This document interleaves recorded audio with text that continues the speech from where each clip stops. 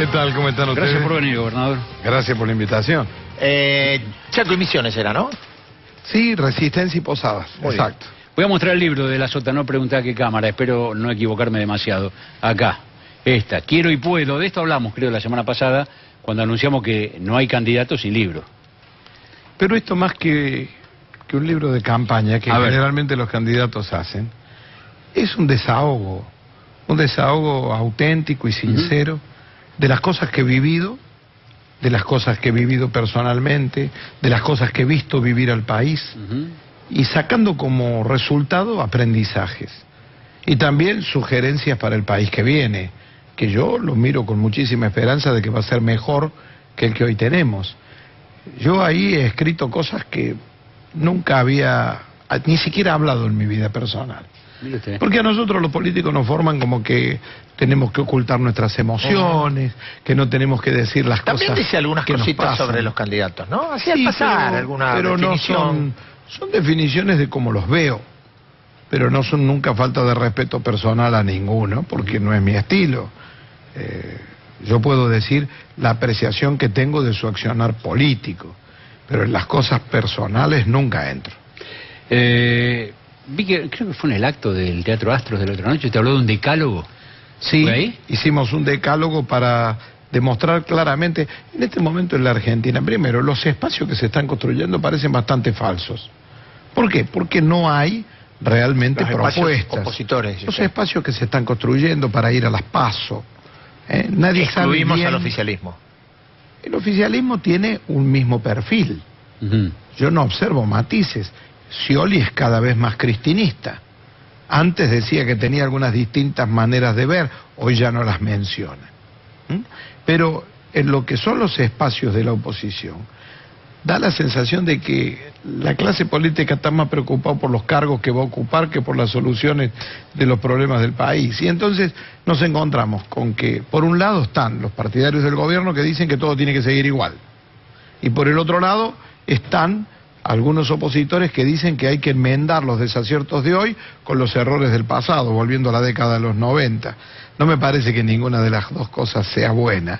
Yo creo que la gente está harta de este péndulo que va de la irresponsabilidad económica al monetarismo ortodoxo liberal que siempre, cada 8 años o 10 años se da en la Argentina.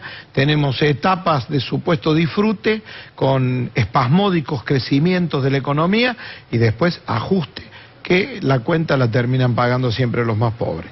Y creo que esto se da así, porque en estos años, salvo en la etapa del presidente Frondizi, no hubo la discusión de un modelo autónomo de desarrollo, con un Estado que fije reglas de juego, que no solo asista, sino que invierte allí donde no invierte el mercado, que ordena, que coordina, que no sea enemigo de la economía de mercado, sino que sea el requisito sine qua non para que la economía de mercado funcione democráticamente, competitivamente, y nada de esto hoy está siendo tratado. Yo veo algunas propuestas de los candidatos que parecen consejos de un libro de autoayuda, ¿no? Ahora, usted cuando habla de péndulo, habla de péndulo económico. ¿No hay también un péndulo político en esto?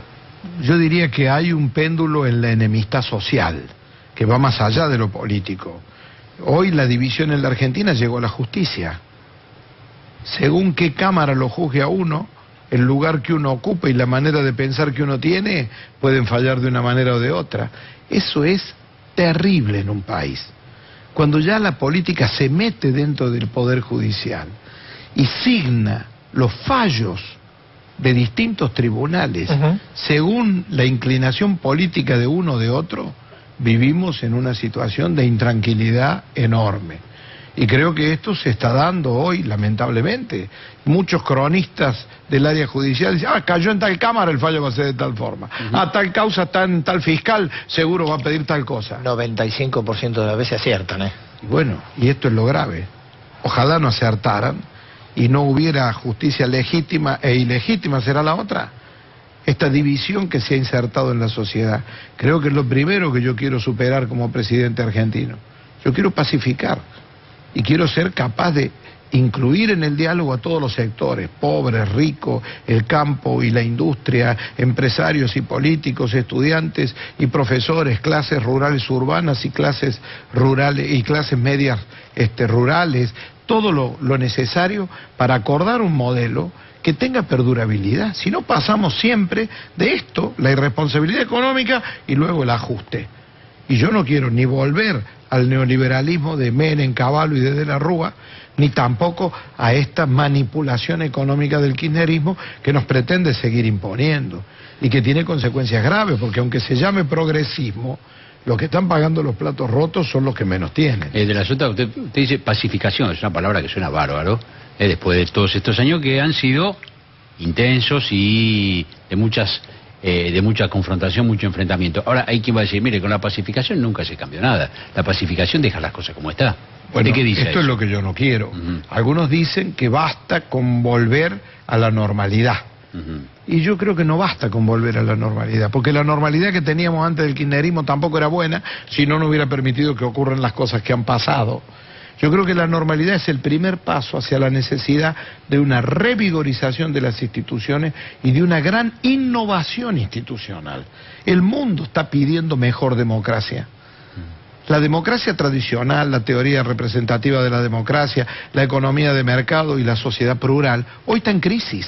Por eso Podemos encabeza las encuestas en España y muchos tipos ni se dieron cuenta de que crecía una fuerza política por internet que no estaba dentro de las previsiones. Por eso la derecha, a pesar de las peleas entre padre e hija, sigue creciendo en Francia y por eso vuelve el racismo en muchísimos lugares y hay violencia encubierta en todas partes.